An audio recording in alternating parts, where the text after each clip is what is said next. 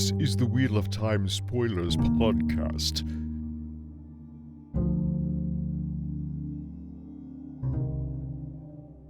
Today's bullshit is brought to you by Gawyn Tracand. Gawyn Tracand. The worst of the Tracans. Gawyn Tracand. Gawyn Tracand. Gawyn.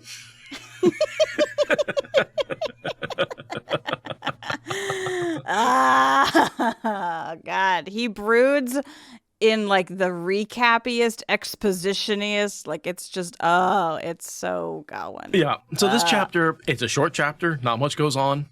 Let's be honest. That's why we're doing 2 chapters today. That's what we're doing, 2 chapters today. And I honestly don't have a lot to say. I went through this chapter and like there's a few things to say about it, but there's not a lot in here unless you go through with my second favorite bullshit theory in mind, right? I will totally admit there's nothing to support this in the text. Except there is, right? Like there's nothing definitive anywhere in the text, but my headcanon, which is not book canon. I want to make that really clear. Like I am not changing what's in the book, but that Gawyn and the younglings were compelled by Mesaana to support the Amyrlin seat. And this is the beginning of sequences with Gawyn where his thoughts seem to kind of support that. But yeah, he's being pulled in these 2 directions mentally.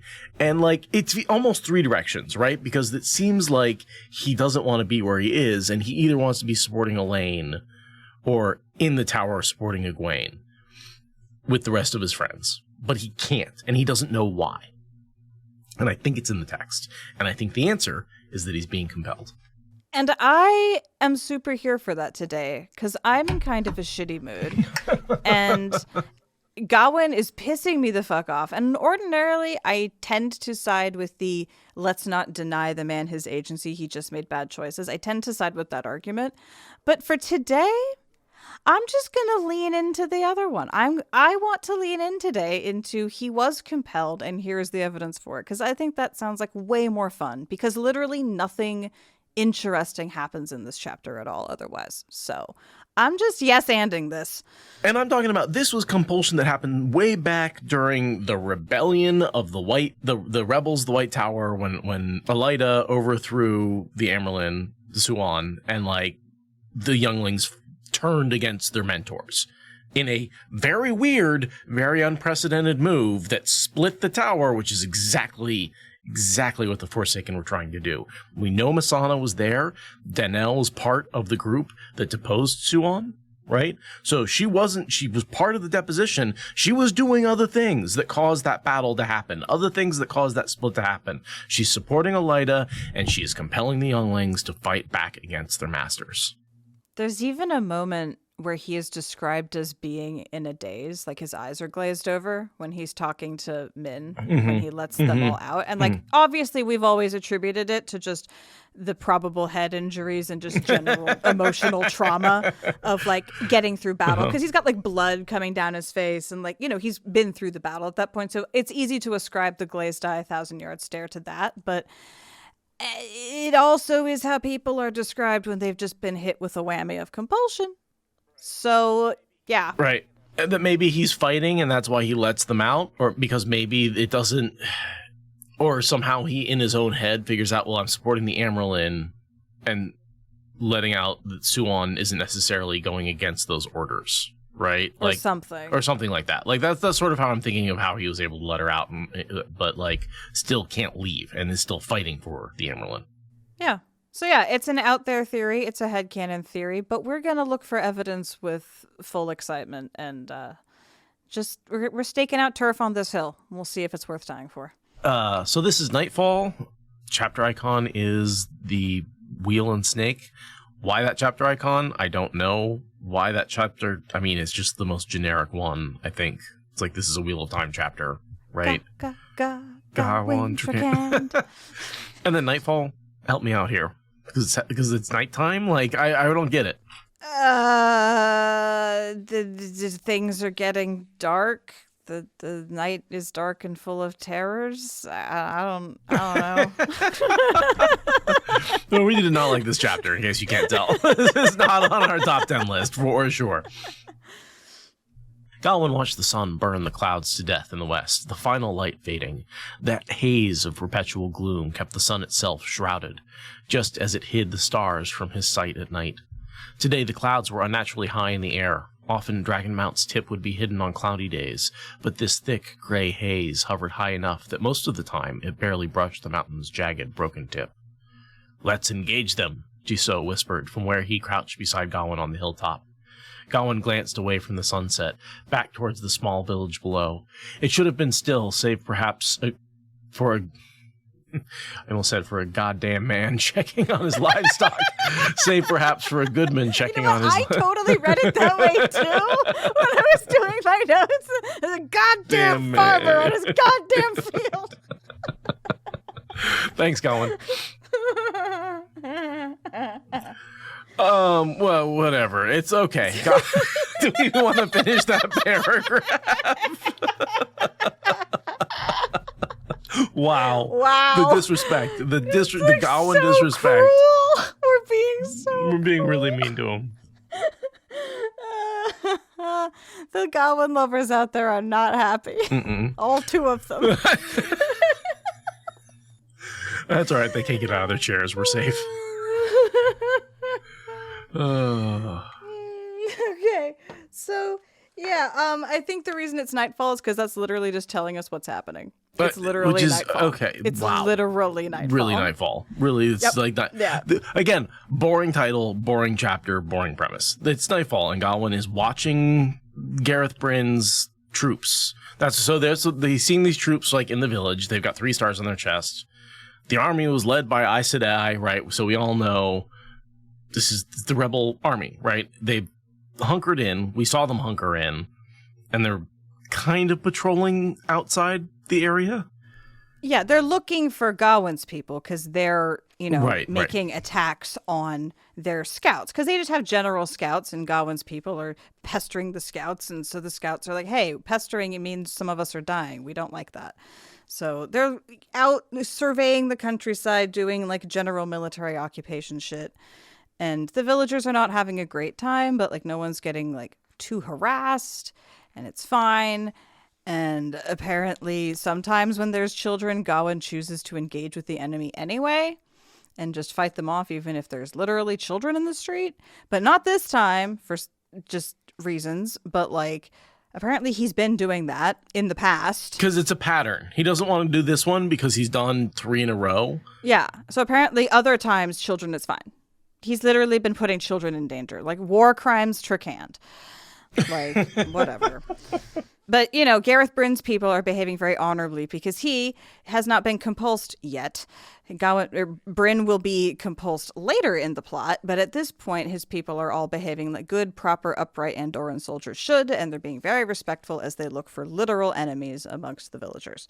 And he's got, 300 people that are moving around Gareth Bryn giant army. Yeah, against 50,000. Against 50,000. He's like, I feel like the plot to kill me is still in play. I'm pretty sure the plot to kill me is still very much happening. It's like, you think? These numbers are ridiculous. It's absolutely ridiculous that he is still accepting this kind of risk for his men. It's ridiculous. And again, that's my pro-compulsion. Like, why is he taking these risks? Because he's being compelled to obey the Amyrlin. The Amyrlin has put him out and has ordered him to take these risks, right? That's the thing, is she's ordering him to take these risks because she wants him dead. Right. And she doesn't care if the other younglings get killed. And his top of mind motivation, moment to moment, is protecting his men. Right, like that's what he thinks he's doing on a minute-to-minute basis. The larger thing is he's, worried about Elaine and Egwene, blah, blah, blah. But like minute-to-minute, he's worried about his men.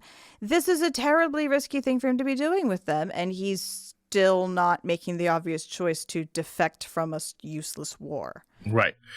Take his 300 younglings, join the other Aes Sedai, right? Be like, hey, we made a mistake. Like, guys, we're trying to be murdered by our side. Like, instead of just when he leaves by himself, right? Like, take your people with you. Well, he thinks that they would kill him for being a traitor, which, like, I don't know if that's true. Well, this is where I think they might all be compelled. Ooh, wow. Or at least a large portion of the leaders, right? The ones who were at the tower that day. Masana had a long time to be Denel, the Aes Sedai, and sneak in there. And you know the way kind of Varen does a little compulsion, a little bit of time going in and like sets her traps and sets it up. And now all of a sudden we've got 15, 20 Aes Sedai swearing fealty to Rand all at once. Masana can do it a lot faster and a lot more discreetly.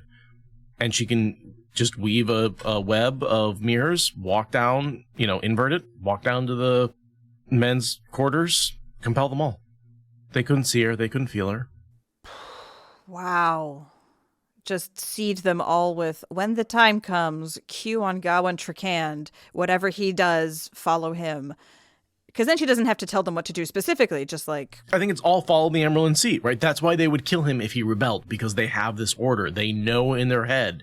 He is breaking out, right? He's a Trakand. What do Trakans do? They break out. They break out. Well, except for Elaine. Nynaeve had to break out of that compulsion. Yeah. But with the right prompting, she broke out of it, because it was pretty late. No, she didn't. She never remembered. Oh, she never? I thought it Elaine came back never eventually. Remembered. No. There's a thing where she talks about how disturbing it is that no matter how much Nynaeve describes it, she can't remember any of it. Okay. But again, that was a very different, like, short-term. Yeah. It was just a very different scale of compulsion. But the way this quote here, Gawyn had thought he was over Hammer and Couladin's deaths, right? Culain, sorry. Not Couladin. Couladin. There's no D in that. No, there's not. Sorry about that. Gawyn thought he was over Hammer and Couladin's deaths, right? Recently, however, his mind seemed determined to dredge those corpses up and carry them about. Why now after so long? Because he's beating the compulsion that made him do it, and he's confronting the fact that he killed his friends for the first time. Because all of a sudden he's like, you know what? Fuck. I killed them. Why did I do that? Oh my God, that was terrible. And so I think there's this moment where I think he's breaking free of the compulsion. Not fully, right? Because because this goes back to when he hears that Egwene's the Emerald Seat, all of a sudden he can go to her, right? When he couldn't before. Mm-hmm. Yeah. I'm thinking also about how he's like, oh, it was so long ago. I'm like looking at the timeline, like, dude, I think that was like a year ago. I don't think that counts as a long time. That's true. That's true. Like, I know you're young, but like, I'm pretty sure that going into a death fight with two of your mentors and all the other war stuff that happened that day, I'm pretty sure a year is not a long time. Well, that goes with when he looks in this other man's eyes and he's aged, because some men age over time and some men age from experience, right? And this boy has grown up, right? Well, Gawyn's going through those same experiences. So he's also aged in that year. And I think that when it says so long ago, I think it doesn't necessarily mean time so much as experience. So many experiences ago, so many battles ago, so long ago. Yeah, but my point is, like, it also feels like coming out of a fugue state because you were compulsed. Yep. Like, time is distorted. Sorry, I'm arguing against my point there. Whoops. I'm like... You're like, shut up, I'm trying to help you. Exactly. I'm like, it doesn't seem like a long time. So either I'm being ungenerous or he was compelled and coming out of that fog... you don't quite know how much time has passed when you come out of a fog. I know I'm used to being oppositional to you, but I'm actually trying to help this time. It's a new role for me. And then he starts thinking about Elaine, and he says, her duty to Andor outweighed her duty to the White Tower, right? Which is just like, what about your duty to Andor outweighing your duty to the White Tower? Which is exactly what he thinks, right? And what of your duty? So and that's where it goes into the italics. And this is where I started to see this pattern where every time he's like, almost arguing with himself about like, no, why am I still here? I have this duty to Elaine. I have this duty to the White Tower. I'm stuck. Why am I still here? Yeah. I don't understand. Yeah. Just the way that his mother, right, Queen Morghese, didn't understand why she was still in love with Ravine. Yeah. Yeah. She was totally doing that same back and forth thing. And I mean, I have. It's hard to communicate a family resemblance in writing, but Gawyn and Morghese are definitely related, right? Like the Turkand family has some very believable levels of family similarity in the way that they think and speak and interact with people. And like they really do seem, and Morghese and Gawyn really think the same. They all inhale their veil. They all inhale their veil, and they all get compelled by a Forsaken at some point. It's keeping in the family tradition. That's all I'm saying. He had That's to all I'm get saying. compelled in order to keep with the pattern. Yeah. But not Gawyn. Well, no, because he's too autistic for that shit.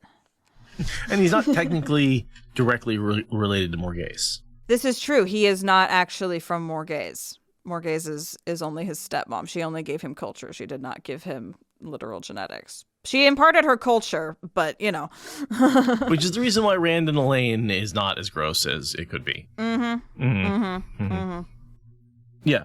What then was he still doing fighting a battle he didn't care about? Helping a side, by all accounts, was opposed to the one Elaine and Gawyn had chosen.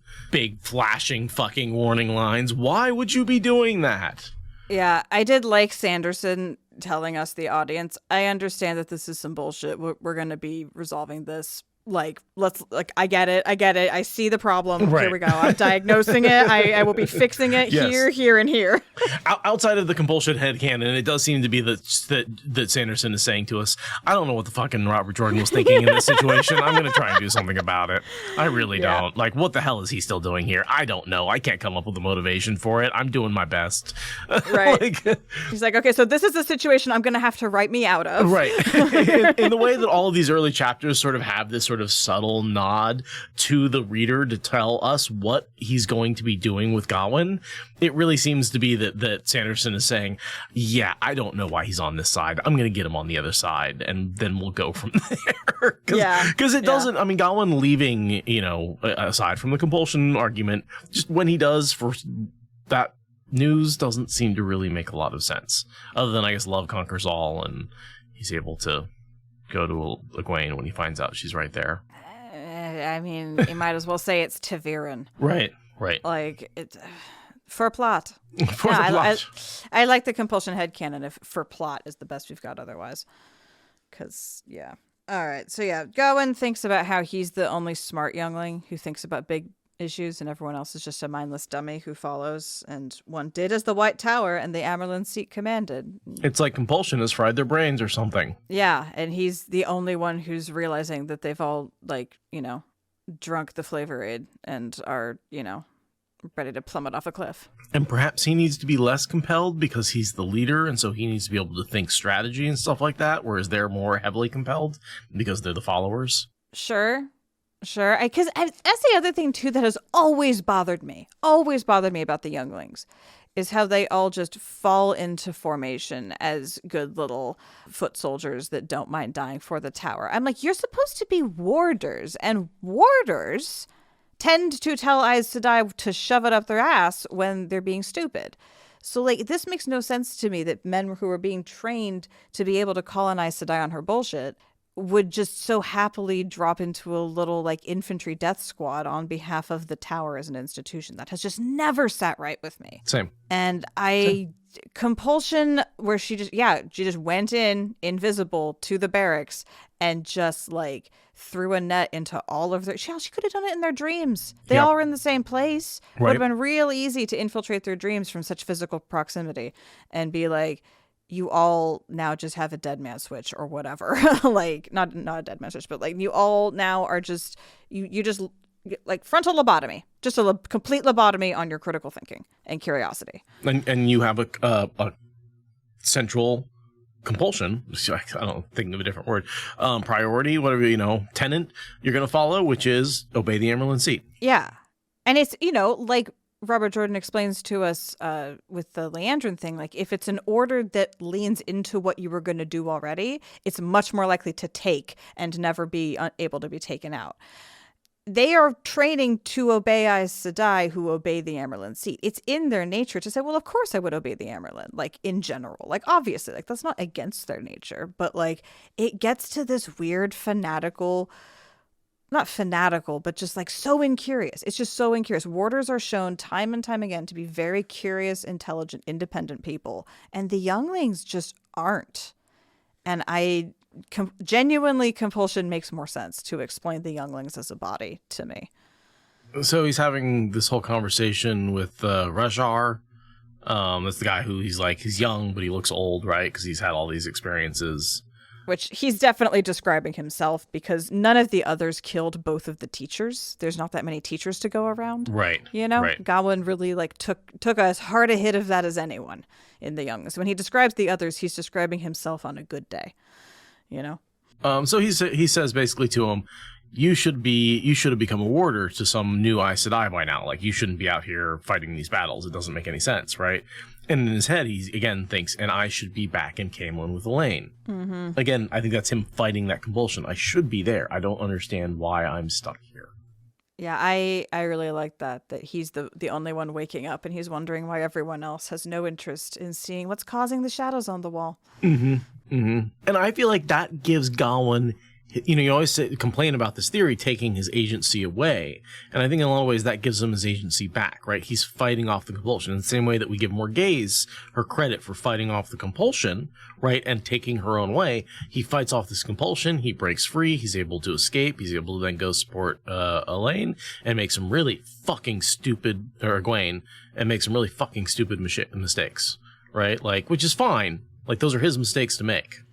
Yeah, the question is, does he break completely free, or does he just get a little bit free but still have a fanatical need to protect the Amyrlin against all reason? Like, that's a different conversation? That is a different conversation, because, and I think that's one that we'll have to look at as we go through the next couple of books, because his whole compulsion to protect Gawyn does lead to him sort of doing some stuff outside of her bedchamber and breaking some, like, that whole plot line where he's like keeps showing up at her bedchamber and trying to protect her, and he triggers her trap the first time, and then the second time he saves her life, and like, that's really important and like a big part of his plot and their plot.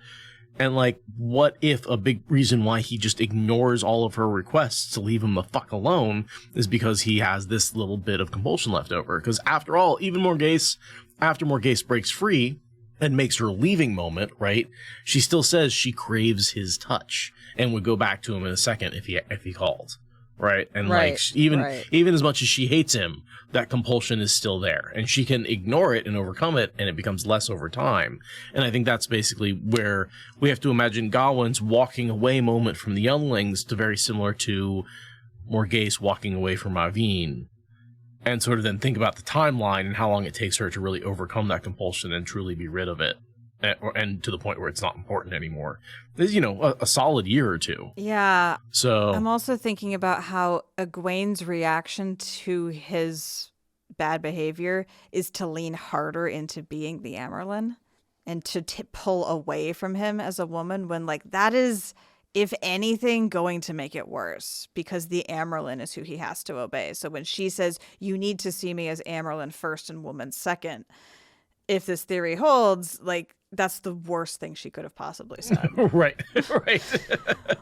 Like, so yeah, we should keep an eye out for that, because I am, curious how much he is breaking free. Because you're right, with Morghese, it takes a very long time before she can even tell Talonvor, this is what's going on with me. Like, this is how the compulsion is left in my brain. So with Gawyn not having that time or that awareness,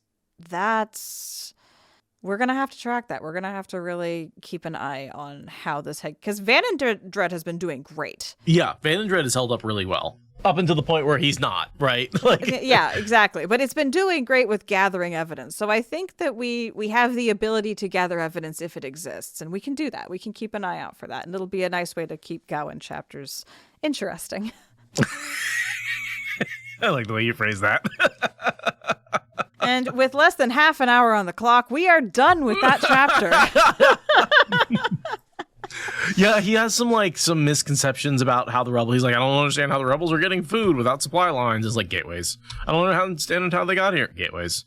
It's under the sauce. Oh, and then one last quote. It was enough to make a man think the Amyrlin just wanted him and the other younglings out of the way. Before Numai's Wells, Gawyn had suspected that was the case. Now he was certain. And then italicized again, and yet you continue to follow her orders, he thought to himself. He shook his head, like shaking off compulsion. Right? It's like he has this whole thought about like, I can't believe I'm still, she clearly wants us dead. I wasn't sure before, and now I'm certain, and yet, God, I still follow her orders. Why am I following the orders of someone who wants me dead? Who would follow the orders of someone who is, you are certain wants you dead? You would rebel. You would lead these people. Who would agonize over that decision for this long? Right. Yeah. Gawyn compulsed Trakand.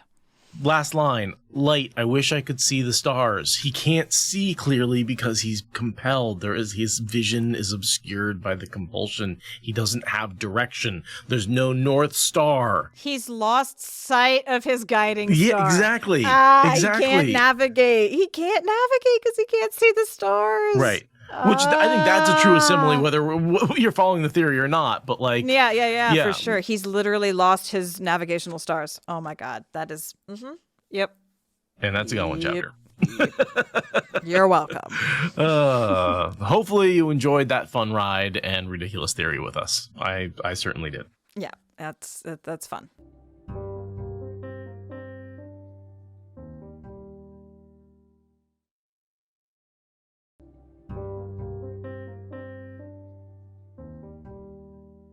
All right, so moving on to the very cheerfully titled A Tale of Blood chapter. Blood.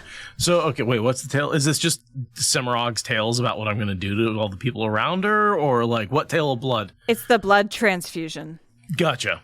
Yeah. The blood transfusion weave. It's a tale of blood. I'm curious what substances you think she was using for that.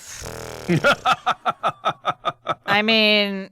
Right, because she talks about how she managed to get a man to live for an hour. So clearly she was using something that in theory was like the correct density and salinity or whatever to like flow through the vascular system.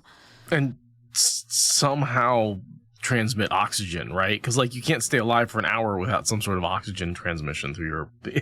Right, exactly. So like clearly she was trying stuff that could work in like as be part of like a transfusion, solution, but also presumably she just tried other shit because she was curious about like turbulent flow or whatever. I feel like her studies are very much like the Nazi studies, where it's like, well, okay, let me put it this way. This myth is based on the legend of that happening in World War II. Sure. The myth fades to legend. Yeah. Let's go with that. Yeah. The myth of the Nazis doing anything remotely helpful for medical science. That's not true, actually. They did a couple of really unfortunate... They helped create a lot of illustrations that were used in medical education for a very long time. A lot of the illustrations that people were trained on were illustrations made by Nazi doctors and artists with people who did not consent to be turned into medical texts. Yes, right. Yeah. But that's way less talked about than the experiments. Yeah, but like, no. Sewing twins together and trying to change people's eye color, none of that was remotely helpful. Right. Didn't lead to any sort of like knowledge base to work off of. Like I will refer you all to Behind the Bastards, where they actually did wow, I'm totally spacing his name. The horrible doctor, the Nazi doctor. Which one was that? Mengele. Thank you. Behind the Bastards did do I believe 4-part series on Mengele after much requests, and it is not what you think, but it's also worse. There's definitely a couple of scenes from those episodes that are stuck in my head rent-free, and I kind of wish I'd never heard them. But if you want some good information about what the myth is based on and how the myth has propagated, like one interesting thing I learned from that is that way more people claim to have been personally selected by Mengele than could mathematically have been selected by him. Like just more people at more locations across more years. Like it's literally impossible for him to have been in all those places for all those hours. Like it's just not possible. But all these people very vividly remember it. And so there's all this stuff about how collective memory works and like how myth making happens. And that has nothing to do with this story that we're talking about right now. We're talking about Semirhage. Yeah, no, I mean the myth fading to legend. Oh, yeah.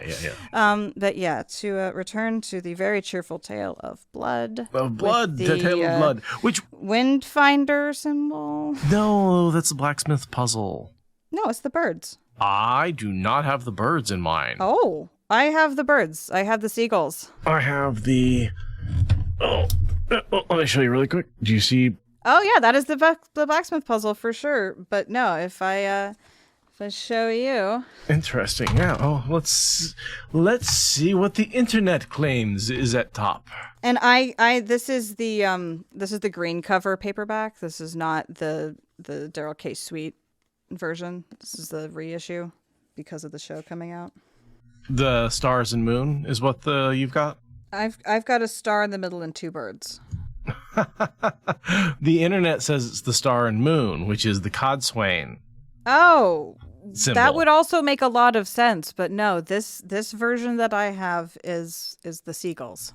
What is going on with this chapter header? We've got 3 different versions and 3 different. Hold on. I'm gonna go see if I can grab my hardback and see if I can find the version. This is worth holding on for. All right. Well, I found 3 versions of A Knife of Dreams and both of Sanderson's other books, but I could not find my version of A Gathering Storm. So I found Powers of Midnight. I found Memory of Light. I may not have it. I'm not sure. We should probably fix that. Yeah. I need to get a whole set, honestly. I have, well, just a bunch of random paperbacks and hardbacks mixed all together. Also, by the way, the whole, I bought a house and I'm moving thing, right? So the first thing we packed were the books. So it's literally the only thing packed right now is the books. So I was like, oh, fuck, right. I have to go sort through the books really quick. Yeah, I kind of want to buy myself a whole matched set, really nice set of the books once we get to the end. Well, did you see the Dragonsteel is releasing the leather-bound versions of the Wheel of Time? So we could spend every cent this podcast has ever made and get ourselves 2 sets of those books. That seems reasonable. Yeah, totally. No. I haven't been living off of that money for years. Oh God. So there is no resolution about what this. Let me see. Depending on which edition you have, you may have a different chapter header. Yeah, Tarvalon Library says it is the 2 seagulls. Blacksmith Puzzle seems entirely wrong. Yeah, that's it. And I feel like that's just my digital book that probably has I don't even know if this is the right version of it or a legal version of it. That's incorrect. I could see the moon and stars because Cadsuane actually does something in this chapter, whereas the sea folk. No, there's an important conversation Rand has with the sea folk. So the seagulls make sense, or Cadsuane makes sense. The blacksmith puzzle makes 0 sense. No sense. Yeah, that's how I wanted to ask you about that, because I was like, I don't know why that's in my book. Because someone messed up. But interesting that we are having 2 others. Although, yeah, I guess perhaps Encyclopedia Watt might just have the wrong one on there. That would be entirely possible. I'm just looking for somewhere else, some other third party where I can verify what it would be. All right, well, let's keep going. And so Lilligin supports the fact that it's the 2 seagulls, and that seems to be accurate. It seems like the ebook would be wrong, and that the Encyclopedia Watt just has an error on that. They probably were going through and it was like, oh, it's got a Cadsuane chapter, and it's got the star and seagulls, and maybe they saw the star and said star and moon, and didn't realize those were different. Very easy mix up to make. Yeah, and they're probably next to each other in the list. Maybe a misclick. All right, so all that to say, seagulls. You want to read this in? Rand crossed the trampled manor green, banners flapping before him, tents surrounding him, horses whinnying in their pickets on the far west side. In the air hung the sense of an efficient war camp. Smoke and savor from the stew pots were much stronger than the occasional whiff of horse dung or an unwashed body. Bashir's men maintained a tidy camp, busying themselves with the hundreds of little tasks that allowed the army to function, sharpening swords, oiling leathers, mending saddles, fetching water from the stream. Some practiced charges to the left on the far side of the green, in the space between the tent lines and the scraggly trees growing alongside the stream. The men held gleaming lances at the level as the horses trampled the muddy ground in a long swath. The maneuvers not only kept their skills sharp, but exercised the horses as well. As always, Rand was trailed by a flock of attendants. Maidens were his guards, and the Aiel watched the Saldean soldiers with wariness. Beside him were several Aes Sedai. They were always about him now. The pattern had no place for his one-time insistence that all Aes Sedai be kept at arm's length. It wove as it willed, and experience had shown that Rand needed these Aes Sedai. What he wanted no longer mattered. He understood that now. Okay. Little bit of Darth Rand sneaking in there. What he wanted no longer matters. Lot bit. Yeah, lot bit. That's a lot. Sorry, bit, Darth understatement for sure. Yeah. There's no room for what I want. And then he talks later in the chapter about how he has no free will and envies everyone else. Like, yeah, he's Darth Randing pretty hard. And he's at Lord Talin's manor still from few times we've seen him. We get a mention of Elzapen Fel, Dark Friend Alert. Dark Friend Alert, yep.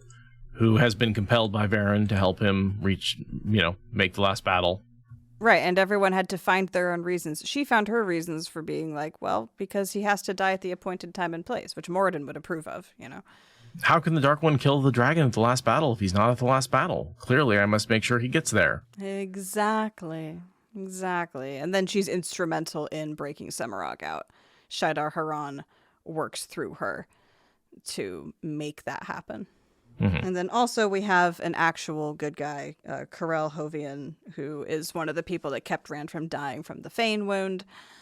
She's fine. She's actually cool. She's actually like one of the few Aes Sedai that one would consider, stand up good Aes Sedai who do what they're supposed to do, which is a yellow who heals.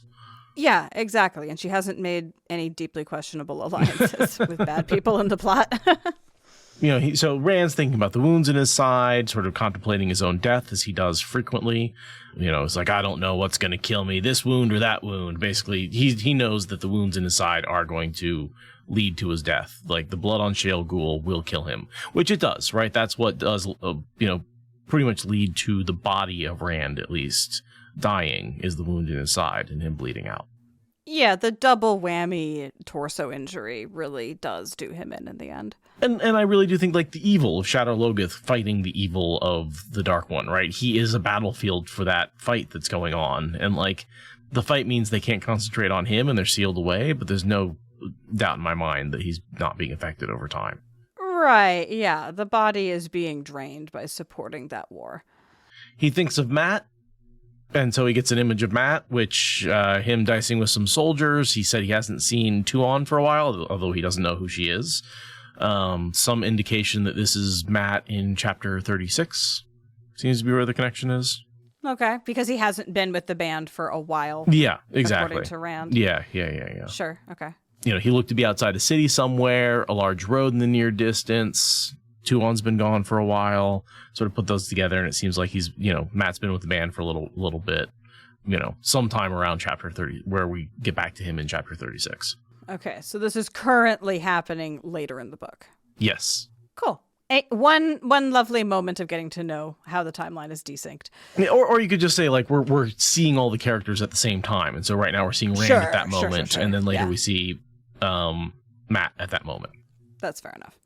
I'm not sure that Jordan would have phrased it this way, where Rand's sort of looking at the people around him and goes, it's right for them to obey, right? I thought that was a little sinister, where he's like, everyone's obeying him, and he's like, yeah, he doesn't even think about it for a second. He's just like, of course people obey me. Why would I question that? And part of me is like, I don't know if Jordan would have written it that way. Well, but we do get a lot of Lews Therin bleed through. Maybe that's what's going on. He's being really Darthy, and I feel like that's a Lews Therin. Okay, because it didn't feel like a Rand thought to me. Even Rand, like, as king, still isn't super comfortable being served, right? He still thinks about the servants. It's not right for them to be servants. He's never been there, but I could see Lews Therin having that thought. Yeah, because later on in the chapter, we have a very seamless blending of Rand and LTT. So, like, why not have it start this early in the chapter? But it is definitely like whoa, we have escalated into some Darthy McRand over here. So we're seeing his plan for Erodomon, right? He's getting Darlin, the Terran High King, right? Who later becomes just, I believe, king. No, he's become king, right? He is king. It's happened okay. now, yeah. Yes. That's why he's High King. Gotcha. He's basically saying, get your forces ready. We are going to Air Domon, and we are going to reinforce. Because remember, this is the group that, like, wanted to go to war, right? And, like, I think they wanted to go to war with, like, Harene, right? And he was... Something like that. The Lords of Tyr love battle. They want to fight. They're all about, like, riding forth for the glory of the dragon. Right, so... Yeah, they got their cavalry, they're all into that. And so I think they're kind of chomping at the bit, and meanwhile, he's like, okay, just keep recruiting. Bring in more people, bring in more people, bring in more people. Exactly. Rand is like, hold. Yeah. Darlin's like, but we've been holding longer than we've ever held Right, before. yeah. Like, this is ridiculous. And Rand's like, trust me, I'm literally Jesus. Yeah, don't worry, there will be a fight. You will have plenty of fighting to do. But I feel like they're just impatient. You will feel like you don't have enough men at some point. Exactly. Just keep gathering. And honestly, you should be recruiting the women too. Anyone who wants to fight, you should be opening up the armory to fit them too. Just saying. Yeah. I'm sure there's lots of Tyrant women who would love a horse and a sword and a suit of armor. Just saying.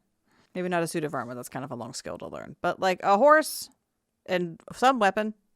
Sure, a lot of Tyrant women would be down for that. I forget what the culture is with the Terran women. I mean, there's not much. Yeah, they're just mostly women in dresses, right? Like mostly like high ladies and stuff like that. Yeah, but also Swan and Mother Gwenna. Okay. I have a feeling that the common folk of the Tyr- fisherman types. Yeah, I feel like the peasants, well, probably the peasants of every country. Right.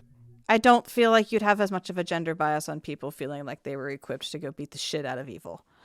You know? But whatever. We see that in the prologue with the farmer and his wife, where they're both like with the eggs and stuff, that she's like just as prepared to go off and fight, basically. Yeah, totally. Yeah. Totally. And I because of that, I'm a little feeling like, oh, we should be arming the women. But oh well, whatever. It's fine. Moving on.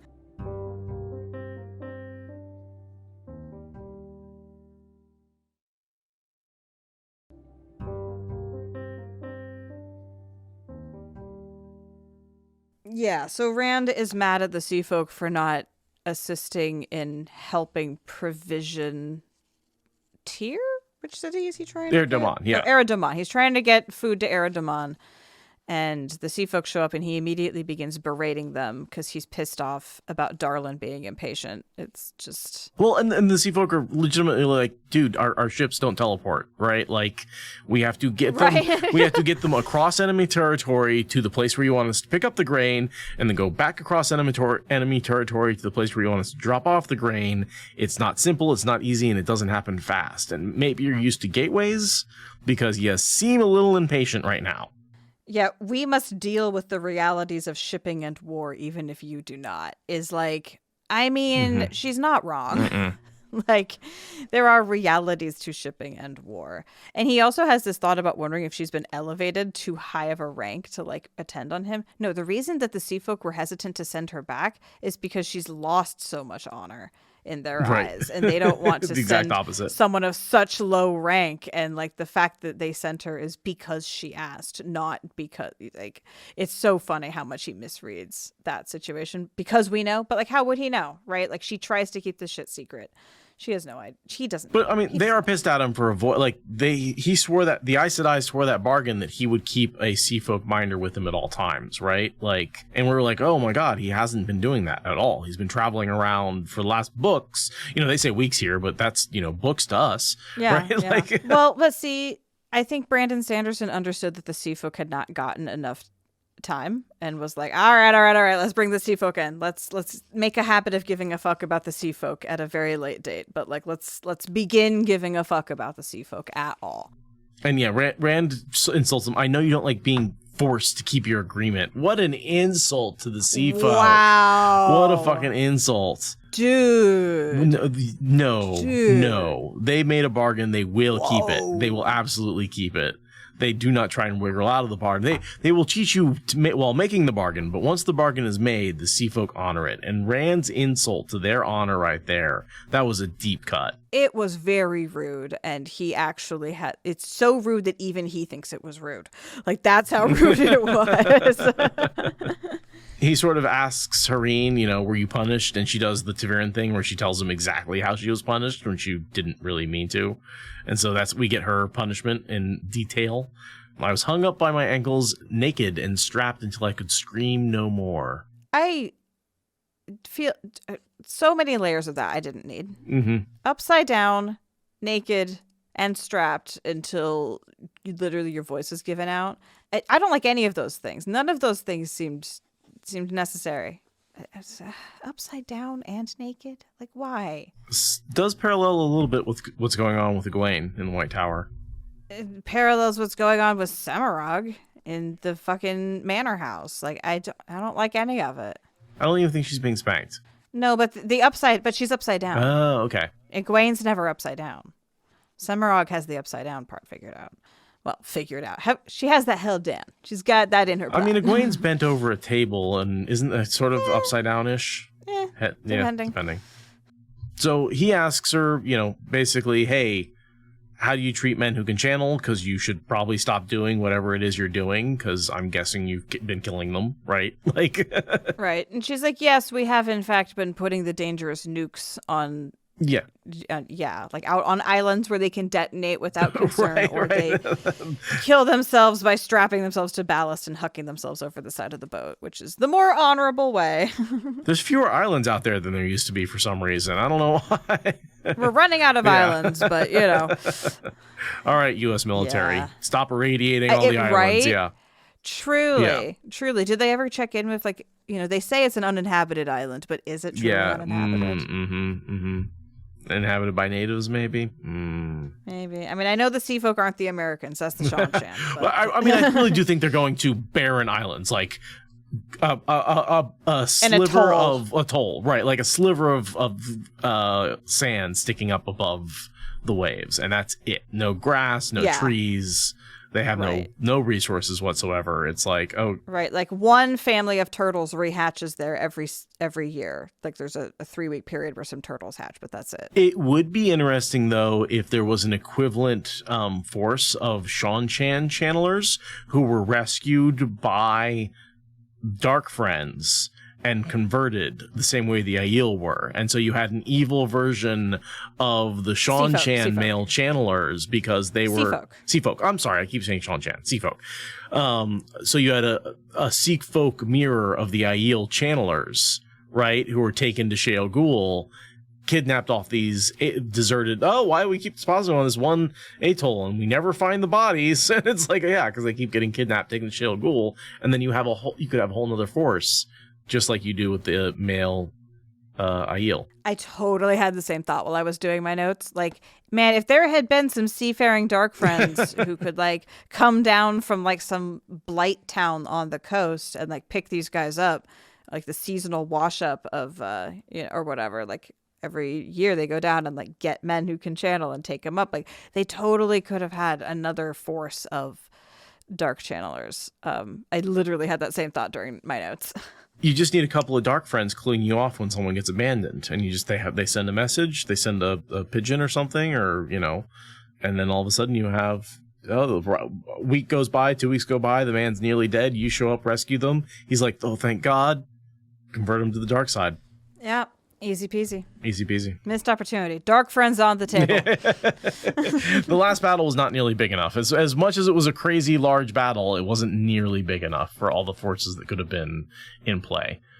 I think it would have been interesting to, this is very speculative, but have parallel battles going on in other places and be like, oh my God, there's also a battle going on in Shanshan. There's also a battle going on in Shara. There's also a battle going on, because they kind of showed it with the parallel worlds, right? As Teleron Riyadh started to fail, you saw the other parallel worlds where the battle was happening, but it was only really happening in one place in our world. I think it would have been cooler if it was more of a global battle, if you had more forces distributed. I'm nodding. That you had dark friends all over the world who were initiating their version of this battle. Right. And maybe the good side thought it was going to be one battle, and it turns out that no, it's 7 battles spread across the 7 seas, so to speak. From all 4 corners of the world shall be split in turmoil kind of energy. And you sort of have Rand in the same way that he appeared in the sky over Falma, right? Falm, Falm. yeah. You could have him appearing across the world, and then his battle with the Dark One inspiring them to, fight back, and sort of the final battle That for would've been everybody cool. across the globe, because it was very European focused, right? Like, and then they all would have felt like they fought the last battle and they won the last Right. battle, and like every soldier across all 7, 13, 45 battlefields could have that feeling of like literal Jesus was fighting at my side as I vanquished Satan. That would have been really a cool echo of book 2. right. That would have been amazing. That would have felt big. That would have been the scale and bigness to feel like the right escalation from everything that's come before. Because I do feel, and I think I said this back, the great battle at the end of the Great Hunt is the rehearsal for the last battle, right? It is almost it's got the horn in it. It's got the goods fighting the bad. It's got Rand versus Shamael versus the Dark One. It's the rehearsal. It's the dress rehearsal for the final battle. Man, I'm nodding so much. And so much of what happens in the last battle is echoed in that. And just look at the way Jordan initially structured it, right? That was the end of the second book of what was kind of supposed to be a trilogy, right? Like, so... dress rehearsal, like that was the totally. dress rehearsal for the final battle that was going to happen at the end of the third book. And if you kind of look at what he incorporates into the final battle, a lot of those elements are echoes, are repeats, are wheels of turning of the pattern, right? Over and over and over again. Mm-hmm. Yeah, totally. We never, ever, ever find out what question Harene asks Rand, as far as I can tell. Yeah, I was not remembering anything, and I was desperately hoping you were going to surprise me with a nah. Nope. As far as I can tell, this is the last time we ever interact with Harene in any meaningful way. It's assumed she survives the last battle, obviously, because she becomes Mistress of the Ships. But this is the last scene that she's in. Really? Genuinely? She doesn't show up for the rest of the trilogy? I even went beyond my normal sources to double check, because sometimes the sources don't always include Memory of Light. But yeah, no. Wow. That's disappointing. Because I really wanted to know what her question was. I really liked where her character seemed like she could be going. This is a disappointing thing. I thought Brandon Sanderson just said he was going to start making the Sea Folk be part of things. And you're telling me that this is the last time that the good Sea Folk characters. Well, wait for me to just eat my own words on the same episode. That's great. Zaida is in a dangerous area of Shayol Ghul during the last battle, when most of the Sea Folk died who were in that. So one assumes that she dies, and that after the last battle, Harene becomes Mistress of the Ships. But no POV, no return, no question. And it was such a good bargain, too, because Rand is like, I want this question answered. And then he actually manages to, like, hold a good bargain with the Sea Folk, where he's like, fine, I'll give you one question. And then he holds that line. And it was like, I loved the exchange. And I totally understood her reason for being like, he seems to be having a bad reaction to my answer. I'm just gonna wait till he's, in a better headspace. He's like, I totally get why she decides not to ask the angry, muttering madman a question. But there's no follow-up on I wanted that. to know. Yeah. I wanted to know what she would ask. Dangling thread dropped, as far as I can tell. That's a bummer. That annoys me. We've got Rand really seamlessly blending into Lews Therin hard here, right? Thinking about some random brilliant engineer who worked on prototype ter'angreal back when he was Lews Therin, just seamlessly blending with Rand's thoughts, which upsets him, but also he's like, I don't even have the energy to be upset anymore. I'm so tired, and this is the only way I'm going to figure out how to seal the Dark One away. Like, whatever. I've given up fighting it. Yeah, and I think there's another point where Sanderson really telegraphs what he's going to do. The safety of the world might depend on the memories of a dead man. They do. It's like 100%. Yes, that's how he figures out how to seal the bore. He even then later says it like, oh, can you imagine if I didn't have the taint? I wouldn't have had the memories, and then I couldn't have done this, and the Dark One defeats himself. And like, he spells it out very clearly. So he foreshadows it, it happens, and then he spells it out afterwards. So that's your Brandon Sanderson way. Yep. Speaking of, I know I'm just going into this, but so there's a line here. He's talking about the cleansing and how he thought there'd be a lot more celebration, right? He imagined joy and wonder at the victory, but he should have known better. And I love that line because I also, when reading the books, expected joy and wonder at the victory, right? You read Winter's Heart and then you go into Crossroads of Twilight expecting everyone to be celebrating this cleansing. And everyone's like, what was that? Yeah. Anyway, probably the Forsaken or something. Like, it's the worst reaction ever. And I also wanted to comment in related news. I finished Stormlight Archive, Wind and Truth. Fantastic book, right? Very good. Did focus a little more on the male plot lines than the female ones in a way that I'm just like, okay. They feel kind of like they got put aside for the side plot lines, right? But anyway, my issue, and the reason I related to this comment with Sanderson, is he writes such incredibly big worlds that I want certain things out of his next book. I read book 3, and I want certain things out of book 4. And he doesn't always give me those things. He gives me other things, which I also enjoy quite a bit, right? But oftentimes the first time I read his book, I have a lot of disappointment because he doesn't go over the plot lines or the parts of the world that I really want him to cover. And that doesn't mean that what he wrote isn't very good, but expectations, man. Oh, yeah, for sure. I imagine the joy and wonder of what I'm going to read, but I should have known better. So that's really how I related to that quote, is because I really should know better. It's on me. It's on me. But I read his books and I'm going, man, I really, really expect him to, like, there's some foreshadowing here for this character doing this thing in this location. And instead he takes that character and does it in that place over there. And it's good. And it makes sense why he's doing it when I get to the end. But I really, really thought he was coming, I thought he was taking path A and he ended up on path B. Yeah. Expectations are the theft of joy. Truly. That is a statement. And it is. I mean, gosh, everything with, oh my God, how much is my raise going to be, right? If it's more than you expect, you're happy. If it's less than you expect, you're unhappy. Right? Yeah. It is. It's interesting the way your expectations really do affect, like, how well you meet those expectations, which is interesting because the stock market works the same way. Right? Nothing to see there. Let's move on. So then, gosh, we got, people are jumping through gateways, right? So we've got all these people coming and going. First, it was the sea folk. Now we've got Finn is showing up. Dammer Flynn. Again, this is sort of a light. I don't have a lot here. Do you have anything to say? This is where Rand has his little pity party about how the soldiers could choose to leave if they wanted.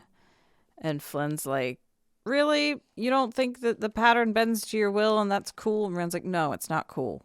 It's actually very not cool. I don't like it. And I have no free will. And Flynn's like, I don't know what to say to that.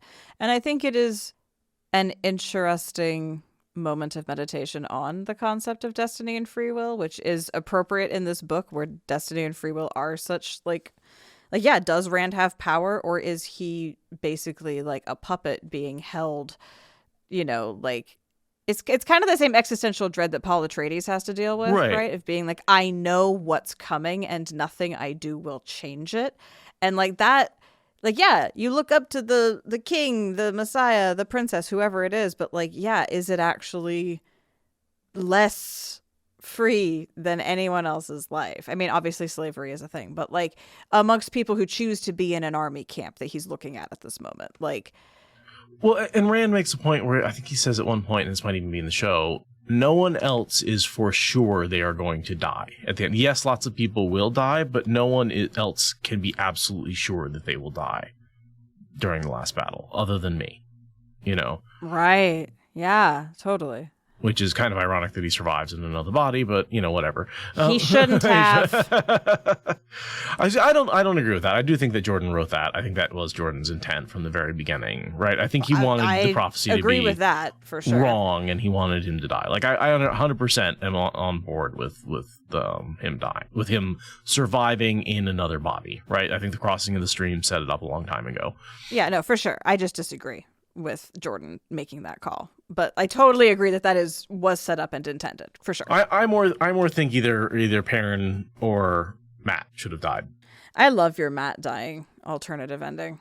I really like that. I want Perrin to go settle down and make the two rivers awesome with a litter of wolf puppies. I mean, children with Fael. Like, I want that to be a thing. But Matt dying to take down Mashadar, chef's kiss.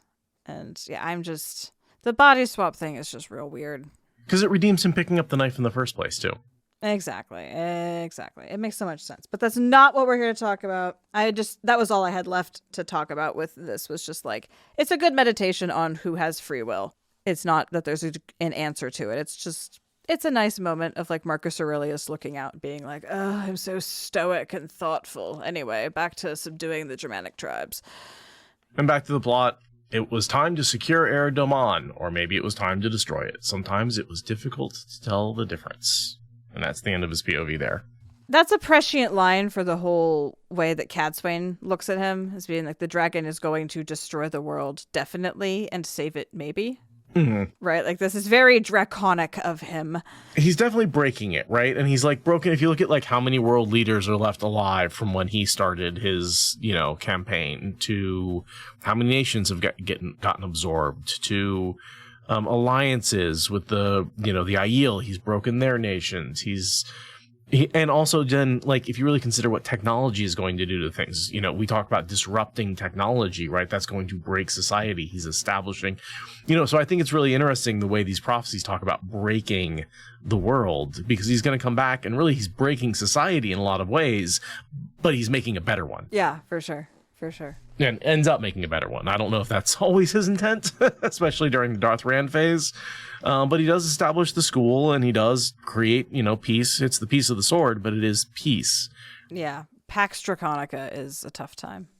But the schools he creates in a slightly better headspace. At this point, I don't think he's developing schools. No. I don't think he would have that idea at this point. He's too cynical.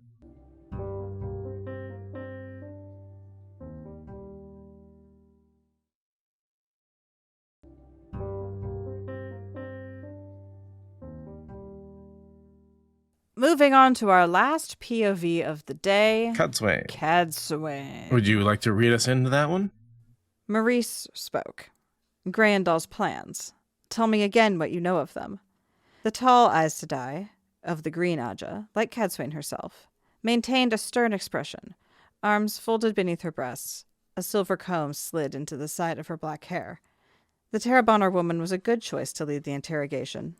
Or at least, she was the best choice Cadsuane had. Maurice didn't show a bit of discomfort at being so near to one of the most feared beings in all of creation, and she was relentless in her questioning. She did try a little too hard to prove how stern she was. The way she kept her hair pulled back into its bun with such force, for instance, or the way she flaunted her Ashaman warder. Scene set. So Maurice seems to be Cadsuane's number 2. Yeah, she's green, she's kind of seasoned and relatively unflappable, commands the respect of a lot of the others. Yeah, she is definitely Cadsuane's number 2 in terms of like strength and standing. She uses Daegion as a very important person, right? But she's not Cadsuane's number 2. And she's bonded to Narishma as well, right? He who shall follow after, right? So interesting. I can see, again, because I think in the future, it's possible Narishma will be head of the Black Tower. That's what I think that prophecy means. Right? Yeah. And then if you've got the Keeper, Cadsuane's number 2, who's direct in line to be Amyrlin. Oh, yeah. Then you could have an interesting alliance between the White Tower and the Black Tower if you have a bonded pair as the relative leaders of each of the towers. That would be really good. And that would help, like, with Narishma's he who shall follow after and be this grand leader who shall create peace across the land, right? Like... Yeah. Ooh, I like that. I like that. Again, wild speculation at this point, right? Because why not? Why not? Why not? Why not? We've literally nothing better to do. We do. We've gone over a lot of these theories a lot of times. So yeah, I do think it's funny that Cadsuane is calling out Maurice for flaunting how stern she is. I'm like, Cadsuane, it takes one to know one. You're putting up a front too, big girl. Like, yeah, like you very much also project an over level of confidence and sternness and flaunting of your strength. And it's different than how Maurice does it, but you're no less arrogant and proud because you're both green. You're very similar women. So what follows is a very, I don't even want to call it, it's a bland interrogation, right? They're asking her questions, but they can't hurt. They're asking Semirhage questions, but they can't hurt her or do anything to her. So she's just threatening them while they ask her questions. It's very silly. Rand is like, you're allowed to talk to her, but if all you can do to talk to her, clearly all she's going to do is say disturbing things to you. So have fun with that. And Cadsuane is doing a kind of a smart thing and just observing, right? She's not taking control of the interrogation, because as soon as she does and fails, as she thinks later, then she becomes just as fallible as the rest of them. So she sits there and watches and observes and is just processing and thinking and not doing anything but being very studious about it.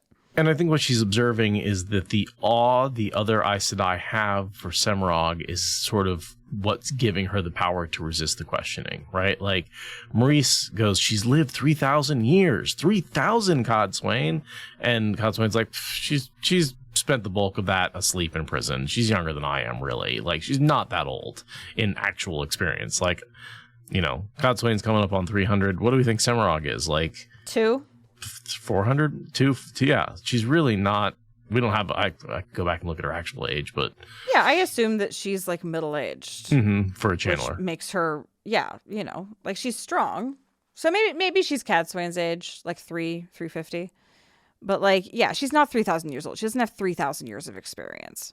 I'm convinced the Dark One really has no ability to stop anyone from aging.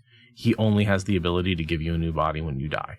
Yeah, you've said this before. None of his Forsaken live past normal channeling age. Right, yeah, they all get stasis into the bore, like, in the middle of their careers. They have no idea how old age is going to run up against the Lord of the Grave. Like, we have evidence, we don't have any evidence of a single person living beyond their natural lifespan. No, Agenor is the closest we get to that because of being close to the edge of the bore and like aging prematurely. Right. That's such a unique one-off case that can't really be applied to anyone else. That is a good call that he was preserved, and when he was cut off, he did age very quickly. Right, like there's something going on there, but like there's also weird singularity stuff with how the bore worked that, you know.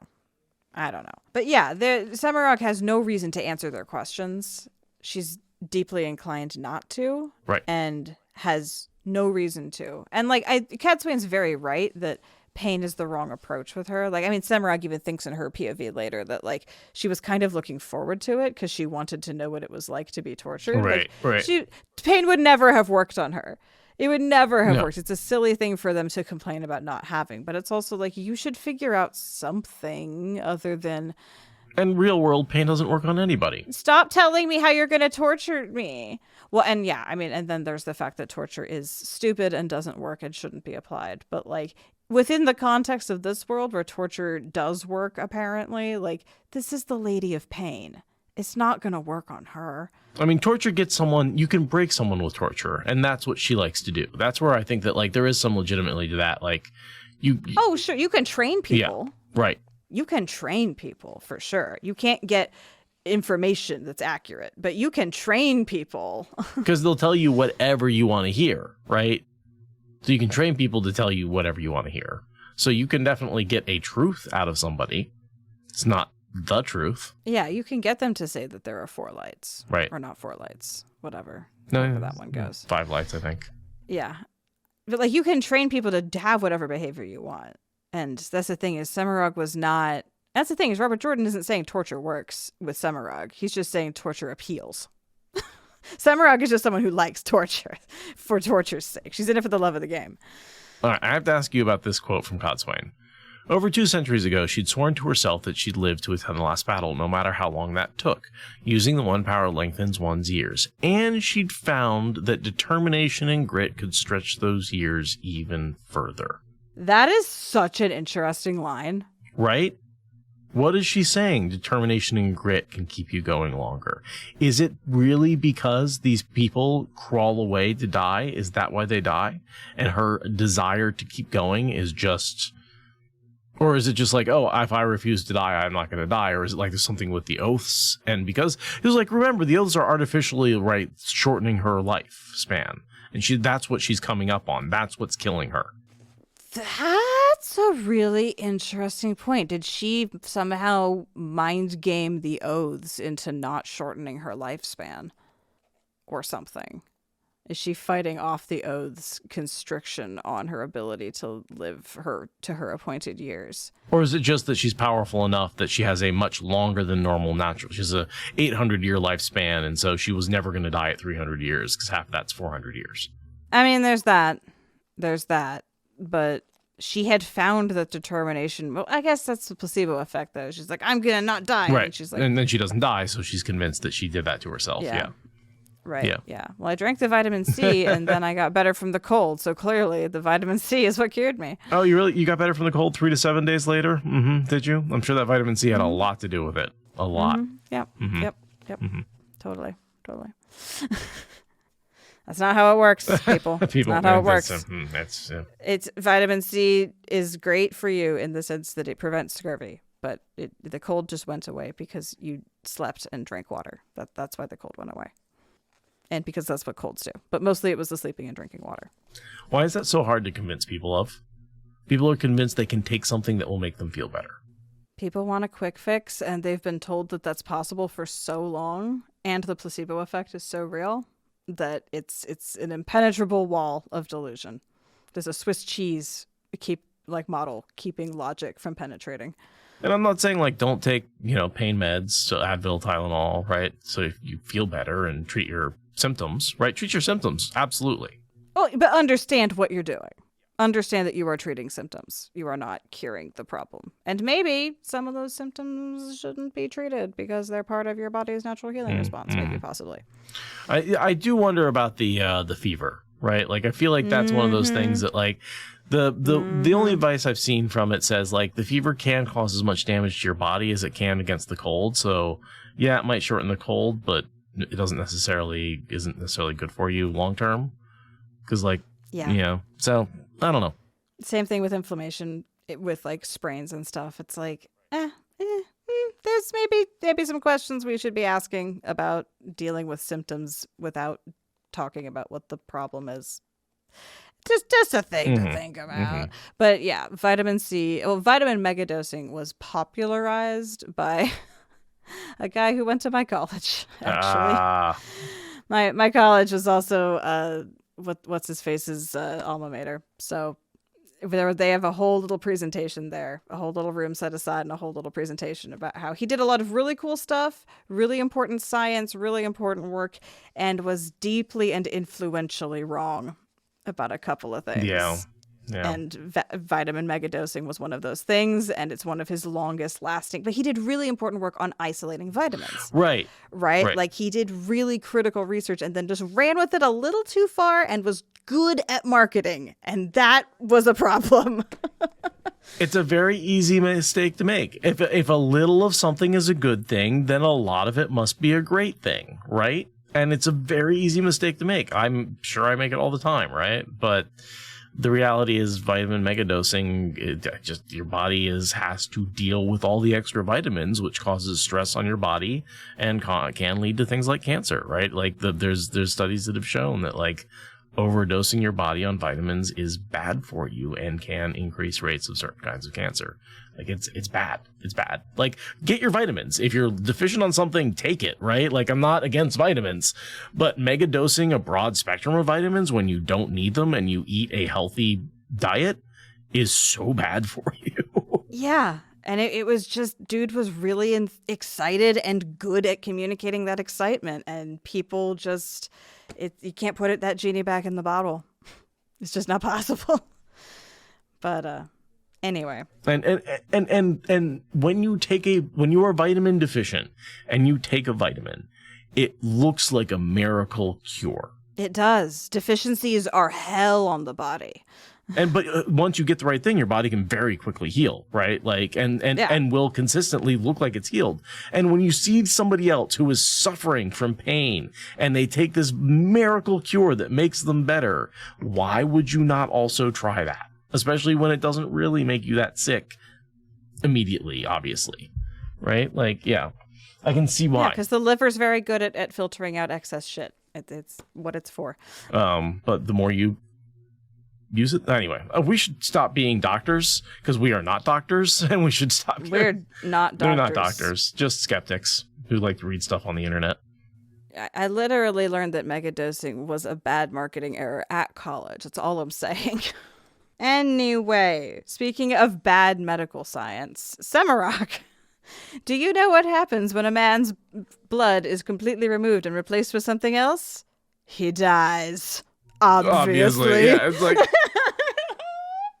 I love her. She's so evil. and it's funny that then her whole like getting him to live for a while. It's like, what did she somehow manufacture synthetic oxygenated blood that kept someone alive for an hour is what it seems like, which is pretty fucking cool. Yeah. Yeah, for someone to survive for an hour, it means that she was able to put a fluid into this person's body that did move oxygen somehow. It's Now, it seemed like it was slightly acidic. You know, maybe the pH was off and was kind of burning through his whole body. I don't know if that was by design or not, but it right? It's, yeah. Yeah, it does. Semirhage was saying it makes... Guys, I am hitting a wall here. The oxygenated fluid from the abyss. Vucci. I bet she made some perfectly working synthetic blood, then poured hydrochloric acid in it just because. Right? I mean, that would be very on brand for her. She's like, oh, I figured out synthetic blood, but how do I make it just a little terrible? Or even just a little vinegar. Yeah. Yeah.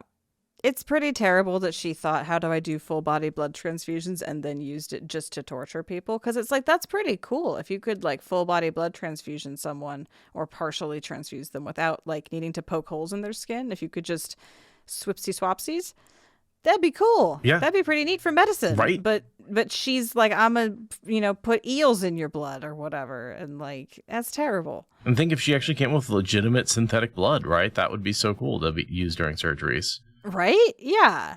Yeah, to just be like, yeah, I'll just make more and just transfuse it into their body. Like, it's fine. And then she's like, but I'm gonna put sriracha in the blood. She's like that, just that asshole. I'm gonna put itching powder in your veins just to see how. Just for shits and giggles. Shits and giggles. Really, she's just a frat prank gone wrong. Oh God, it's funny to watch people get kicked in the balls. That's totally who she is. Mm-hmm. Just, but cunning. Yeah, but cunning. All right, so yeah, Cadsuane ends the interview because Maurice is getting a little freaked out, right? And they talk about the time thing. Cadsuane worries about her breaking free, right? Like, which is legitimate, like, because if they tie it off, she could break free. Mm-hmm. Yeah, no, for sure. But the law says they have to have someone actively maintaining it, which is good that they obey the law, because otherwise we do know for us it can break out. Right. I mean, that's why Shidar Harene has to directly intervene to affect the breakout, is because the techniques being used are very watertight. You need a literal hand of Satan to come in and move some pawns around to change the conditions. But I can see why she wishes she has Forkroot, because I think Forkroot would have stopped the Shidar Harene, right? Because just freeing her wouldn't have let her then have the power again. Yeah, I mean, yeah. You really just have to wait for the drugs to wear off. That's the only way. Right.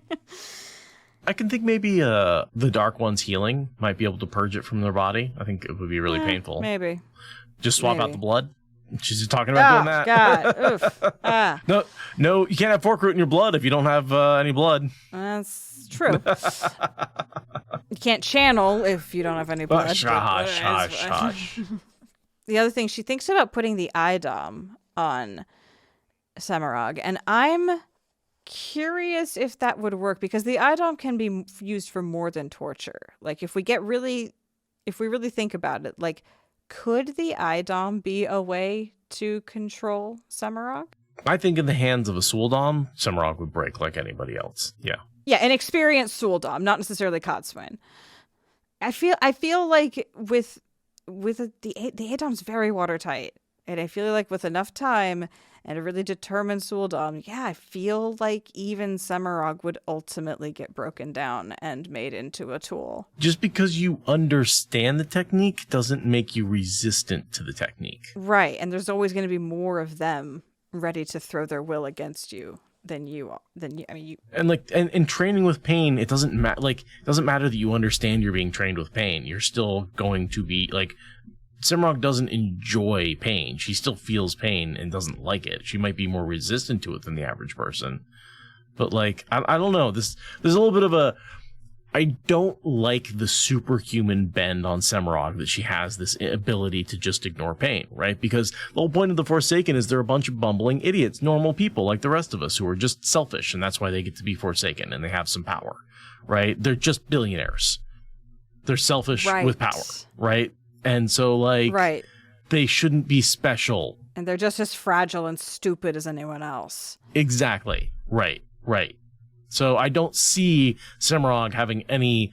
She thinks she does, right? That's the whole point. She thinks she can resist anything. Yeah. But no one's actually tortured her yet. Ever. And the second she's degraded a little bit, she cracks like a fucking egg. I know, right? Like, and it's not the pain that breaks her. It's the degradation. But still, it takes a whole 30 seconds of being humiliated, and she's like, I'm broken. And it's like, I feel like you should have been a little bit more prepared for that. Like, you should have been tougher. Although he is trying to set us up for this in this chapter, set us up for that moment in this chapter where Cadsuane is like, how would I break myself? Because that's the clue that gives her I would humiliate myself. Yeah, I still think Cadsuane would be able to stand up to that for longer than Semirhage did. Yeah, I think most people would. There's a certain amount of like, her pride broke her, and I kind of roll my eyes at that, I'll be honest. Yeah, I don't understand pride that strong. I'm not sure it exists, but authors of fantasy books very much believe it exists, so I guess we'll have to let it go. Yeah, and there is something to be said, like the channelers disconnect from their bodies. They seem to be able to, when they're channeling at least, disregard pain. At least Rand does when he uses the void, right? Like, so maybe there's something... Yeah, the dissociation's real. So maybe she's just really good at it. But also, she seems to be like, pain curious. So who knows? Who knows? Well, we don't get to see it, fortunately. Yeah, I guess I don't want to see it. But I don't like how it goes in the book either. So I don't know. Well, fair. But we do get Semirhage identifying Cadsuane as the person in charge. Like, Cadsuane sees how she doesn't even pay attention to Maurice. It's like, yeah, okay. Obviously. Some internal thoughts about Rand and Cadsuane here I thought were interesting. I like that she almost admits failure. Yeah. I like that she calls out what she's taught him as feigning civility. I like that she's at least self-aware enough to be like, I have basically royally screwed the pooch with this one. I like that moment of internal awareness, at least. Also feels like a Brandon Sanderson moment looking at the plot line being like, okay, so she's basically taught him nothing. I get that. Also that, yeah. Sanderson saying, I see the problem. Yeah, I see the problem. I'm going to address issue. that. Yeah, so I will have her summon Tam. And also, I don't like that solution. Like, I understand why he wrote it that way, but I wanted Cadsuane herself to teach him something, not Cadsuane to summon the person who would help him have the epiphany. It's her role was diminished down to messenger, doing the emotional labor between a father and son. Right. Like, that, come on. She's worth more than just a freaking female stereotype. Like, that's just some sexy lamp bullshit. I'm nodding.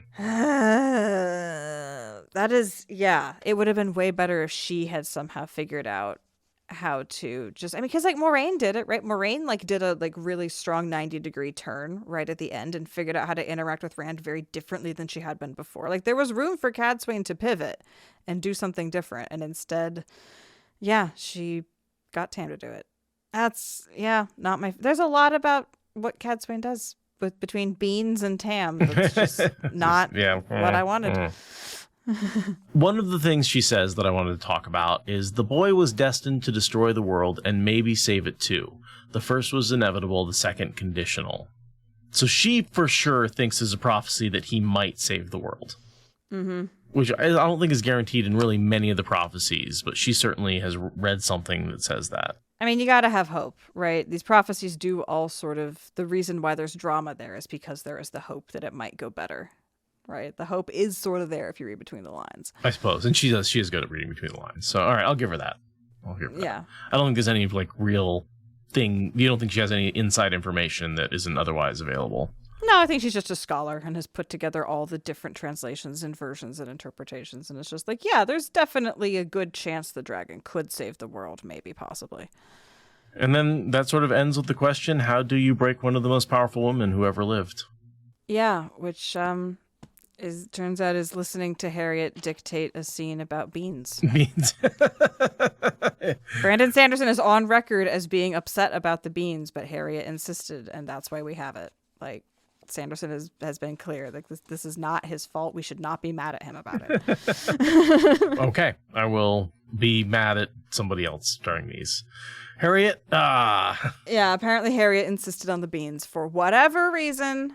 So we all have to live with that knowledge. Yeah, it's an interesting chapter of setup of Sanderson letting us know here's how I'm going to handle the Cadsuane Semirhage situation, but I don't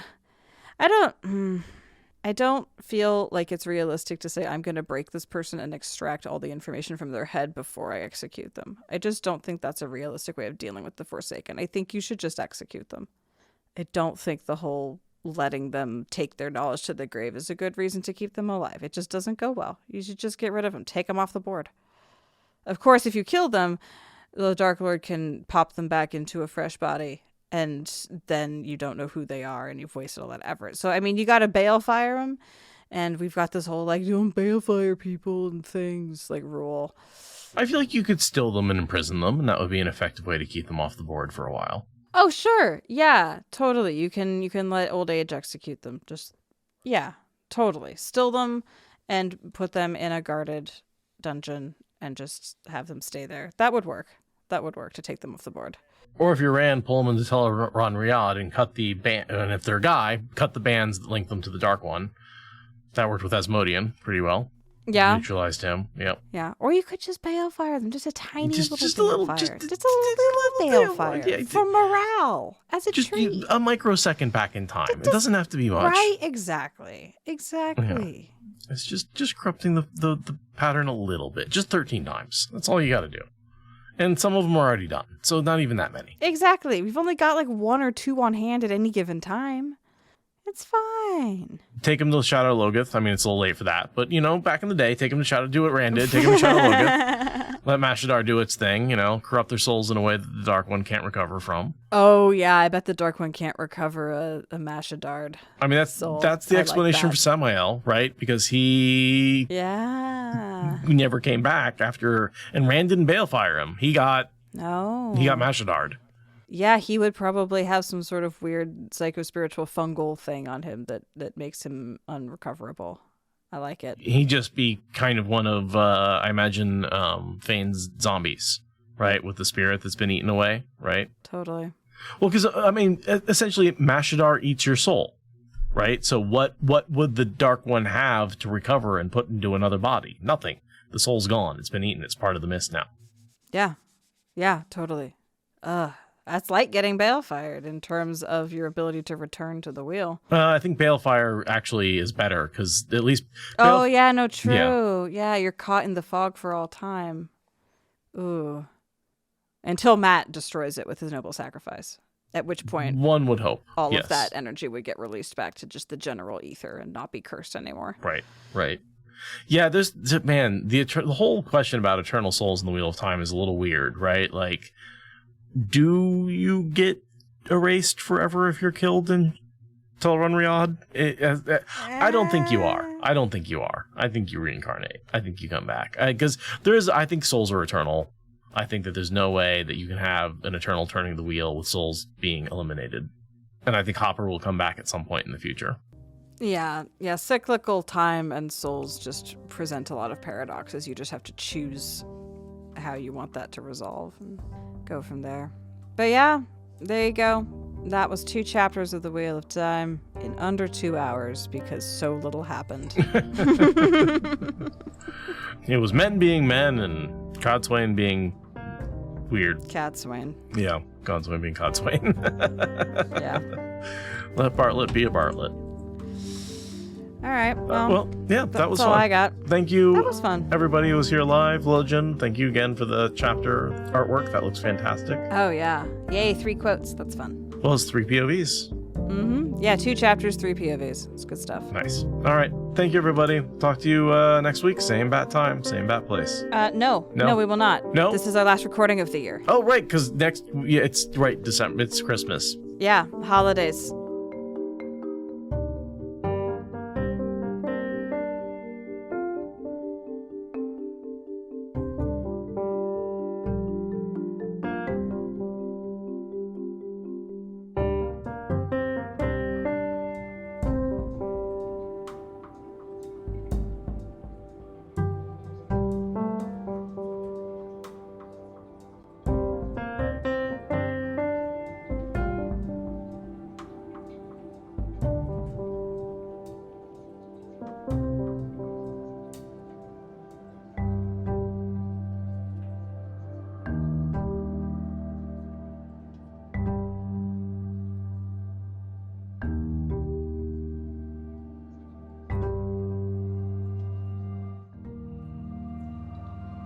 Thank you for listening to the Wheel of Time Spoilers podcast.